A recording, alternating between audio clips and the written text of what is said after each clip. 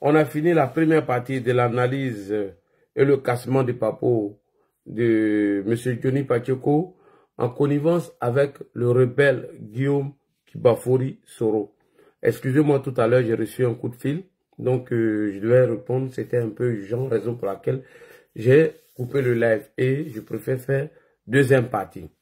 Alors, la deuxième partie va se focaliser sur le coup d'État entre guillemets ou la rébellion entre guillemets dont Johnny Pacheco essaye aujourd'hui de dénoncer. Et c'est fait à quel dessein? C'est dans le but de salir, diaboliser le président de la République Alassane Ouattara, afin qu'il y ait le maximum de personnes qui, bien évidemment, soient en colère et descendent dans la rue, faire comme ce qui s'est passé au Burkina Faso contre M. Blaise Compaoré, Assimi Goïta contre M. Ibeka et Abdourahmane Tiani. Ils sont dans cette stratégie qui est bien évidemment pilotée par M. Johnny Pacheco, qui a décidé de rejoindre le camp de M. Guillaume Soro et passant tout son temps à diffamer ou à désinformer la population, la AK était obligée de faire un communiqué puisque Johnny, même dans ses vidéos, il ment. Alors, dans la première partie de ma vidéo, je vous ai démontré deux photos de Johnny où il est dans des endroits différents. Et dans la deuxième photo que vous voyez, où il montre à la police, quelqu'un même a fait la capture, lorsqu'il s'est rendu là-bas, Johnny a été informé des plaintes qui ont été portées contre lui. Et donc, monsieur est dans ce problème aujourd'hui. Il demande à monsieur Assimi Goïta, Ibeka Kakao, Tiani et certains leaders de l'opposition de, bien évidemment, chercher à le faire disparaître ou le mettre dans un endroit isolé. Qu'ils n'ont qu'à user de leur poids diplomatique afin de régler ce problème. C'est archi faux. Personne ne cherche à tuer Johnny. Personne ne cherche à le faire quelque chose. Comme je vous l'ai dit, au risque de me répéter, il y a un lien qui est là. Nous avons envoyé plusieurs vidéos de M. Johnny Pacheco en expliquant ce qu'il faisait sur la toile. Et mieux, qu'est-ce qui nous a donné sa localisation? C'est son PayPal dont il a organisé un GoFund, ce qui est déjà d'ailleurs interdit dans les lois finlandaises. Avant de lancer ce genre de trucs, tu dois avoir d'abord l'approbation de la police. Et Johnny Pacheco ne l'a pas fait, puisqu'il est marqué ici sur son PayPal Osloki, dont nous avons pu localiser ou se poser voir où Johnny se trouve en ce moment. Non, il n'a rien, il n'est menacé par personne. Mais il sait ce qui arrive. Parce que je lui ai dit que la plainte de Rachel, c'était le début. Et qu'il aura plusieurs plaintes contre toi pour, bien évidemment, des vidéos, des désinformations, d'intoxication. Et voilà. Pourquoi cette désinformation de Johnny Pacheco? Pourquoi donner le rôle à Johnny Pacheco? Parce qu'il a la grande gueule lorsqu'il est connecté. Tous les pages relaient ses vidéos. Tous les pages qui sont boostées vont le booster. Et dans cette campagne de désinformation, aujourd'hui, que Johnny Pacheco est en train de mener, il est soutenu par les cyberactivistes pro-Gbagbo, par les pro-Soro, et bien évidemment par le petit frère de Soulé de Paris qu'on appelle John Michael. Lui, à chaque fois, quand Johnny sort, il doit organiser un panel afin de diaboliser, d'intoxiquer au maximum la population. Et voici leur rôle qui est là. J'ai dit à Johnny, il n'y a jamais 203. Jamais. Le président de la République l'a dit avant la CAN. Il dit que nous avons remporté 2 CAN. La première, j'étais Premier ministre. La deuxième, j'étais président de la République. Il n'y a jamais 203. Et tout le monde a vu le résultat. Alors, je rappelle cette citation à M. Johnny Pacheco, que Guillaume Soro, ton nouveau employeur, il s'est toujours désengagé de ses responsabilités vis-à-vis des gens qu'il envoie. 203, il y a eu le cas du commandant Aboulaye Fofana et le cas de Peter 007. Et c'est toi qui es la troisième personne. Comme on le dit, il n'y a jamais 203. Ok, merci beaucoup. Alors, on va revenir maintenant sur le sujet de la rébellion, puisque le monsieur, il connaît rien, il maîtrise rien, il vient diffamer sur le sujet de la rébellion. Comme dans ses habitudes, Johnny Pacheco est revenu encore sur l'histoire de la rébellion en accusant le président de la République d'être le commanditaire de cette rébellion. En accusant le président cette énième accusation mensongère de Johnny Pacheco dans le but de salir le président Ouattara, de le diaboliser, enfin de le faire détester par une grande partie de la population. Ça, c'est la stratégie. Et après, ils vont lancer le mode de désobéissance civile, bis. Donc moi, là, j'ai essayé maintenant où je me donne le droit de dénoncer. Parce que voici la stratégie. Puisque c'est la page de Johnny Pacheco qui est postée, donc il faut le faire sortir pour faire des cassements de papos. En allant diffamer sur des honnêtes citoyens, en mentant sur eux.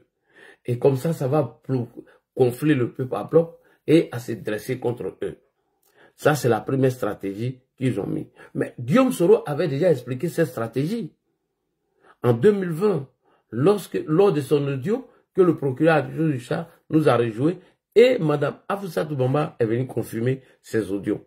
Que dit Guillaume dans les audios? Il dit, la communication que nous allons mettre en place, afin de discréditer les autorités en place, et que moi, Guillaume Soro, je me suis donné les moyens de le faire en 1 an. C'est que les 1 an dont nous avons vu son retour à Abidjan. Et lui-même l'a planifié son film et il est parti. Tout ça, ça faisait partie de la stratégie de déstabilisation. Revenons à nos moutons. Johnny Pacheco, au risque de me répéter, comme dans ses habitudes, Johnny Pacheco est revenu encore sur l'histoire de la rébellion. En accusant le président Alassane Ouattara d'être le commanditaire, cette énième accusation mensongère a pour but de diaboliser et salir le président Alassane Ouattara, enfin de faire détester par une grande partie de la population et enfin lancer leur insurrection populaire. Moi, il l'a dit, je me suis donné pour rôle d'éclairer la lanterne de cette population qu'on veut manipuler par Johnny Pacheco, le manipulateur, le menteur. Donc, vous aurez de ces nouvelles bientôt. Inch'Allah. On va écouter ici Johnny et nous allons aller en profondeur. Johnny, quand on dit que tu désinformes la population et tes discours sont des discours diffamatoires, nous allons te montrer les preuves ici, vidéo. Parce que tu veux salir coûte que coûte le monsieur. Tu veux le diaboliser. Tu veux mentir, mais ça passe pas. Mais quand il s'agit de faire tes cassements de papeau, ça ne passe pas non plus. Mais tu t'entêtes à le faire.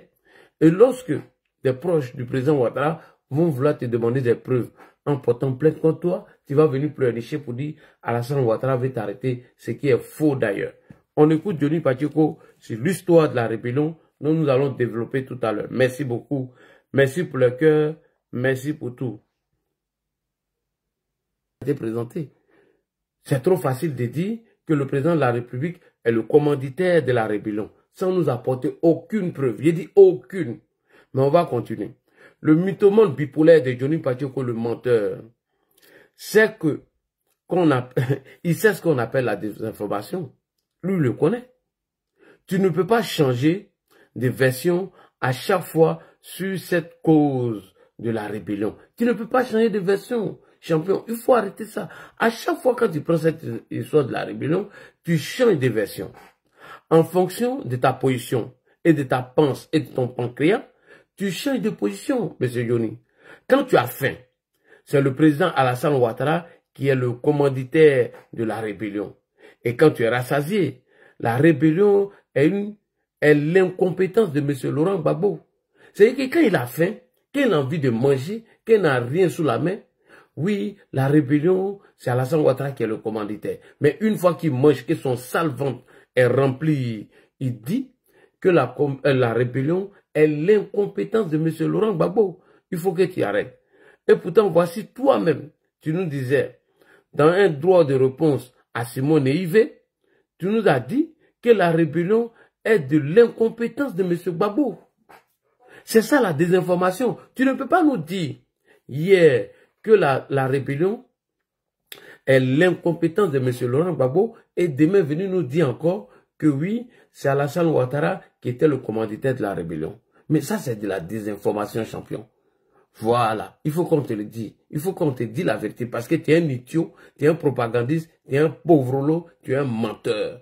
Alors, on va t'écouter ici. Toi, Dionou Pachoko, tu dis que tu n'es pas en train de diffamer le président de la République, Alassane Ouattara, mais en fonction de ta position, tu changes de décision. Ici, te voilà en train de dire aux Ivoiriens que la rébellion est l'impôt là-bas. Alors, merci beaucoup, mon général. Que ton âme repose en paix, va te reposer. Merci beaucoup. Et cette même version du général Ibrahim Koulibaly nous serait donnée aussi par le général Chérif Ousmane, en disant qu'on était en homme réduit. Et on s'est servi en armes sur le terrain. Le général Chérif Ousmane dit, toi, Johnny Pachoko, quand tu accuses Alassane Ouattara d'avoir acheté les armes pour les rebelles, d'avoir accompagné les rebelles, alors que nous savons que cette communication est une désinformation, mais elle est dirigée vers le président de la République, Alassane Ouattara, afin de le salir. Ok? Ibrahim Koulibaly vient de dire, on avait des infiltrés au sein de l'armée. On avait une effectif réduite et nous nous sommes servis dans les poudrières à Abidjan. Alors, j'appelle ici mon général. Général, je vous appelle ici.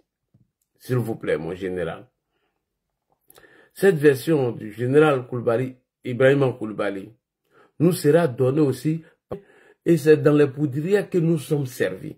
Donc, Johnny, voici les soldats qui ont bien évidemment tenté de renverser Laurent Gbagbo, ça n'a pas marché.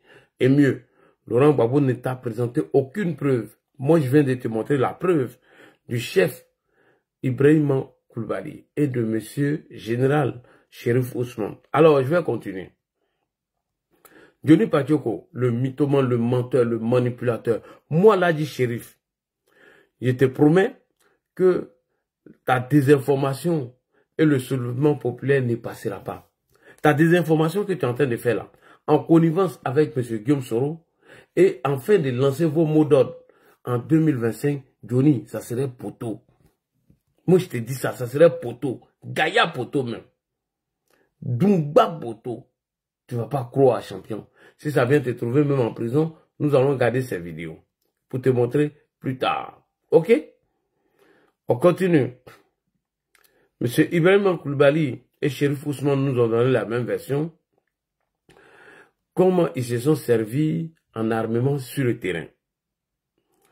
Participer à cette rébellion, on nous informe qu'ils ont pris les armes dans le cadre, dans les casernes d'Abidjan et qu'ils avaient des complices au sein de cette armée. C'est ce qu'ils nous ont dit. Voilà. Ok. Donc, nous allons ici faire appel à Guillaume Soro. Est-ce que tu donnes la même version que M. Chérif Ousmane, M. Ibrahim Koulibaly? C'est très important parce que Johnny ne connaît rien. On écoute on écoute ici le frère. Attends, je vais positionner sa vidéo. Le frère Guillaume Kibafori Soro. Soro, IB vient de dire qu'ils se sont servis dans les poudrières. Chérif Ousmane dit la même chose, qu'ils n'avaient pas assez d'armement et vous étiez en nombre réduit. Est-ce que ce que Johnny et chose dit, est-ce que c'est vrai? Est-ce que ce que nous te disons, que oui, vous n'étiez pas nombreux et vous avez une effectif réduite et que vous êtes servi en armement dans les casernes. Est-ce que cette histoire est vraie? Guillaume Soro, on t'écoute. Politiquement, c'est compréhensible. Maintenant, les moyens, en un temps record, vous avez bousculé une armée régulière. Les moyens sont venus d'où? Des magasins d'armes de Blaise ou bien c'est tombé du ciel? Voilà, je vous expliquerai. Blaise n'est plus président au Burkina Faso, il n'y a rien à cacher. Quand en 1900, le coup d'État de 1999 n'est pas parti d'un pays limitrophe. Ceux qui ont fait le coup d'État en 1999. Ce n'était même pas Robert Gué.